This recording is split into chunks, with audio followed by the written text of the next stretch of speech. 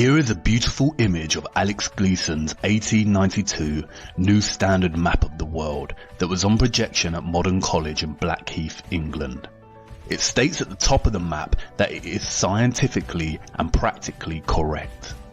The way Gleason's map significantly differs from standard maps of the world is in its representation of the poles.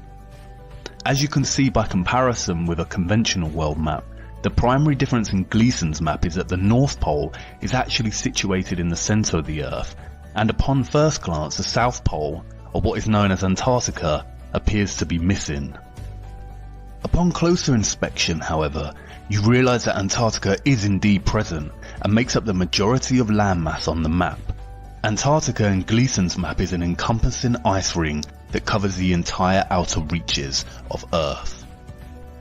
Gleason's map has become somewhat of a canonical historical document for flat earthers, many often reposting the image on the internet and heralding it as solid proof that refutes the heliocentric model of the Earth, or in other words, proving that the Earth is not a spinning globe in space, but a circular, flat and stationary plane. This was not enough proof for me, and while I gravitated towards the idea of a giant encompassing ice wall as a neat concept, I knew that we had a vast amount of evidence proving the existence of space, spherical planets, and entire sciences dedicated to solving the mathematical conundrums of physics. I mean, we landed on the moon, for God's sake. Surely if the Earth was flat and stationary, then somebody would have realised by now. These brave souls did the unthinkable. They flew to the moon, they landed, took their first cautionary steps and planted the American flag. NASA sent multiple crews to the moon on subsequent Apollo missions. They even managed to film Apollo 17 leaving the moon. Stage pushed. Engine arm is S. Okay, I'm going to get to pro. 99, proceeded, 3, 2, 1, ignition. Right away, Houston. Vector grid. But wait, hold on. If this is footage of the crew leaving the moon and making the journey back to Earth, then who did they leave behind to film their craft take off? And wait, don't you think those colourful emissions on takeoff look kind of fake? I haven't seen any subsequent rockets produce these sort of dazzling colours, and I suppose they did admit that they had lost all their data from the mission. But maybe that was just coincidence.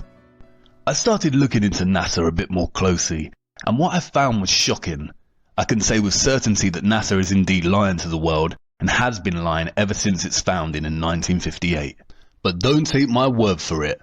Sometimes you can't tell people the truth, you have to show them. So let me show you. Buckle up and sit tight, because Houston, we have a big problem.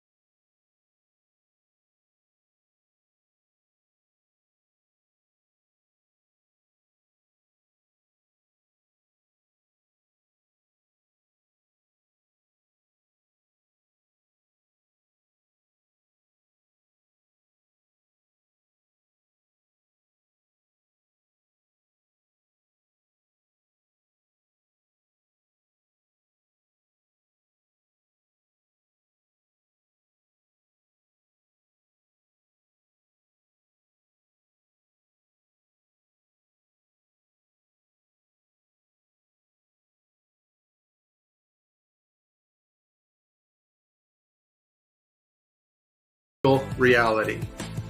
More importantly, though, something called augmented virtual reality. This is taking the objects in 3D space from a virtual reality world and putting them in our world on another screen, which we can see, manipulate, and touch with virtual reality contacts or glasses.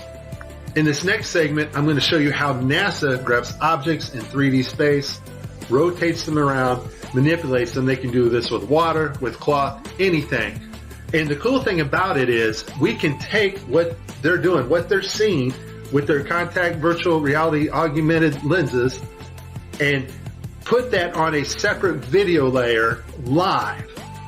Yes, live. And do it all in real time. 45 minutes straight of NASA messing up the virtual reality setup. I tried to pick some clips that were obvious and some not so obvious. Show you some of the contacts. We're going to see Tim Peake with his contacts in, but these are virtual reality contacts overlaid on the eyes so actors can interact with things in 3D space, all in real time. In this next shot, we will get to see the whole arm setup and the virtual reality glove that covers all the way down the arm and hand. This allows the software to broadcast what we see video-wise as his arm in a shirt sleeve. Okay, I have a lot of Tim Peake screw-ups, but this one here, the system glitches. The software does not track his hand properly, and Tim slips his hand underneath his other fingers, which is tightly holding onto the mic, which would be impossible. I don't think this is Tim's fault. Normally, Tim always moves his other fingers up while he slides his hand under. I just think the system didn't respond to his movements here. It's virtual reality.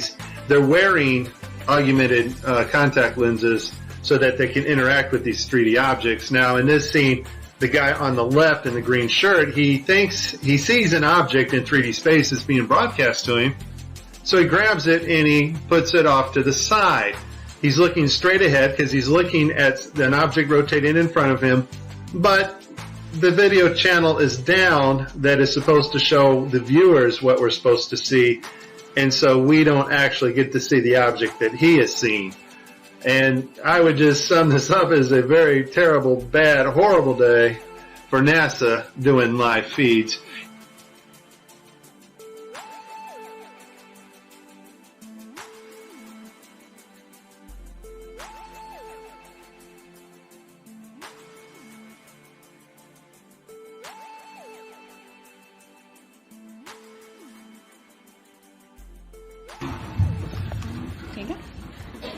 So many times during spacewalks outside the International Space Station, we can see air bubbles rising up. Can you touch on how there are air bubbles in space? Can you be more specific? Air bubbles? So yeah, like a lot of times during the footage, the NASA footage, you can see bubbles coming up out of the helmets or kind of from underneath you. How do you explain bubbles in space? Yeah, I'm not sure exactly what you're talking about. Now sometimes you get water in the helmet, and it's either from sweat or from the cooling garments. And in some of my spacewalks, I had like water in the helmet, not like I was going to drown in the helmet, but just little bits of water probably came from sweat. Often on the outside of the space station, you'll liberate little pieces of, it's a really harsh environment out there, and the outside of the space station gets beat up pretty good. And sometimes, you'll see just little flecks of paint or something that you might have disrupted floating away from the suit. And, that's generally what that is. I've never seen any kind of air bubble anywhere. Yeah. Could it be that you're filming in an underwater pool and you're not really out there?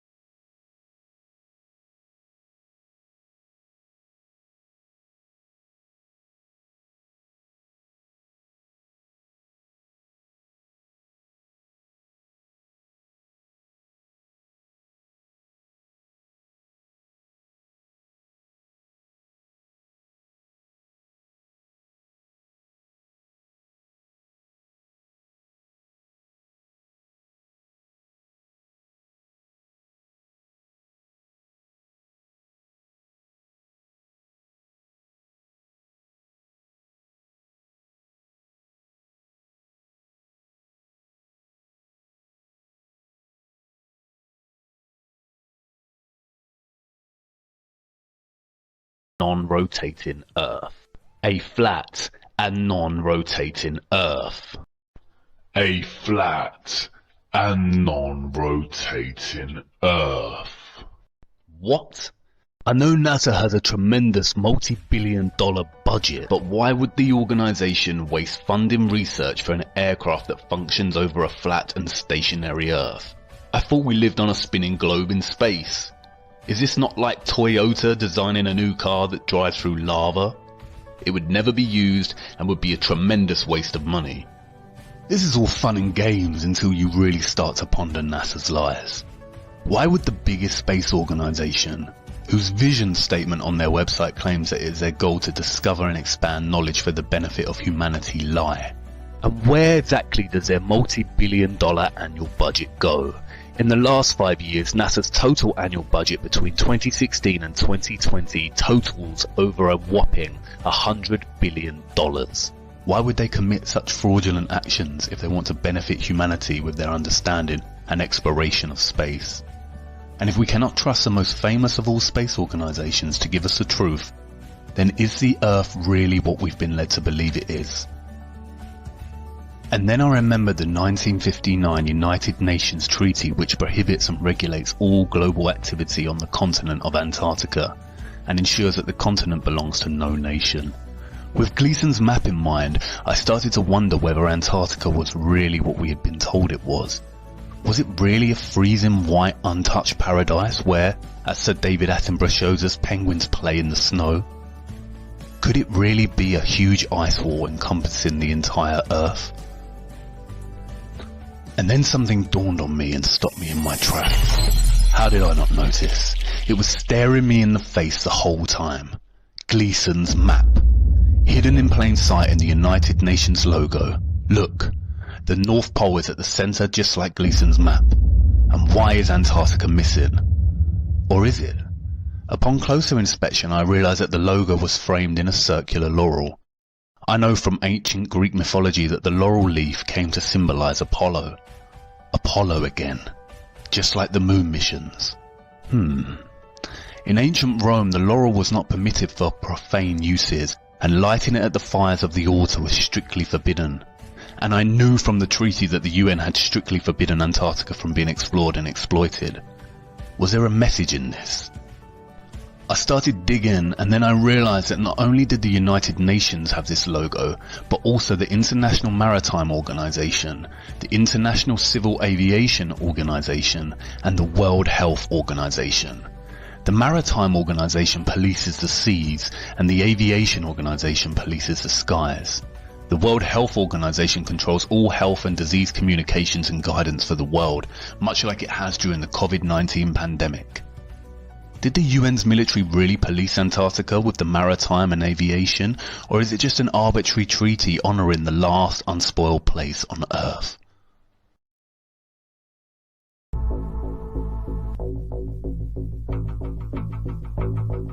Hey, it's a Navy destroyer. He will yield.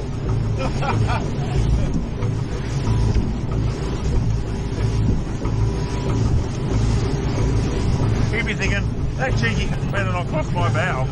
Yeah. Stop, Josh. They take it seriously. What did they say? You got to yield. You can't just fucking. They think you're going to charge them. We don't know for sure. They did some incidents. No, they did. They come back last call. Yeah, fucking talk to them. Actually going around. He's turning. Stop. He's turning. He is actually turning. You said about the ship yesterday. No, he is turning. Fucking hell, what have we done now? It's turning, Josh. Just sit still. He's slowed down, has he? Yeah, he's really slowed down. No doubt we were in trouble. What for? It's coming to us. He's coming to us. He's got the shits because... By port bow, this is Warship Hobart, channel 16, over. 16. Yeah. Exclusion area, please report your intention. Oh, who the fuck's that? We're heading to the shelf to go... Just say we're out fishing, heading out fishing. No, we're just heading out fishing.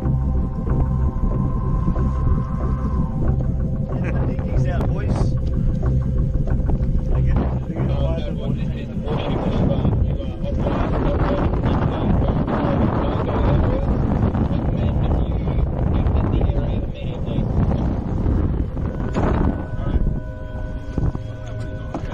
that way. We're just traversing. We set up a demo today with this Cessna and the Air National Guard. I'm going to be inside of this Cessna, and we're going to be going rogue. We're going to fly into that no-fly zone, and we're going to see how the Air National Guard does it. They scramble the fighter jets to come. Take off. We're off. Flying for miles and miles until... Okay, we've just entered the no-fly zone now. Our pilots aren't talking to air traffic control, ignoring their calls to reach them. That triggers an alarm at the Air National Guard base. These fighter pilots scrambling to their jets. They're on alert and ready to take action 24 hours a day. Today, racing to their F-16s, suiting up, climbing on board, and rushing to the runway. Taking off to intercept our rogue Cessna. Reaching the target in just minutes. This is the view from the F-16. That's my Cessna right there. Intimidating as you would think it would be. Look at that fighter jet. He's right off our wing. Another F-16 swooping in on the right, calling us on aviation frequencies. You have been intercepted. If you hear this transmission, acknowledge the radio call and rock your wings. He wants us to identify ourselves. We're a rogue aircraft, remember, for this demonstration, so we're not going to respond at all and see what this fighter jet You are ordered to turn to the northwest. The fighter jet giving us one last warning. After all of this, the pilots still won't listen. The plane won't leave the airspace. Will you shoot them down? If required, we'll execute the rules of engagement per the commander of the North American Aerospace Defense Command. And yes, we would do that. Shoot the plane down. If it meets the rules of engagement, yes, we would, to defend the airspace. Why are they policing the parameters of Antarctica in such a vigilant way? Surely they are just protecting the penguins and seals that we've seen so often in Planet Earth and Frozen Planet documentaries. I don't know, I'm not too sure anymore, because after I stumbled across this.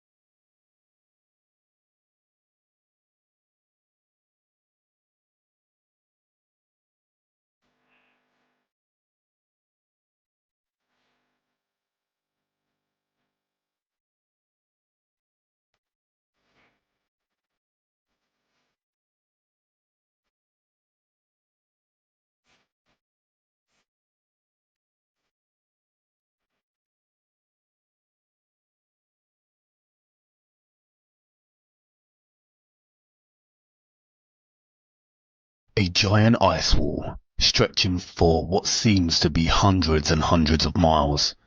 I don't know about you, but I find this footage deeply disturbing. With NASA's lives in mind and that great ice wall looming in the distance, I began to experience what some call cognitive dissonance. I went into denial. Of course none of this could be true, and of course our Earth is a spinning globe as we've been taught throughout our lives. It's one thing NASA lying, but are all the professors and scientists lying too? Is the National Geographic Channel lying? And what about Newton, Einstein, Hawking and Attenborough? Are they lying too? It's a complicated answer, and I will do my best to show you the truth. But before we look at the gatekeepers of knowledge and the trusted voices of our world, I need to show you more of our Earth. I don't want to lose you just yet. Come with me to part 3, where we will explore a few ways our Earth could work as a flat and stationary plane.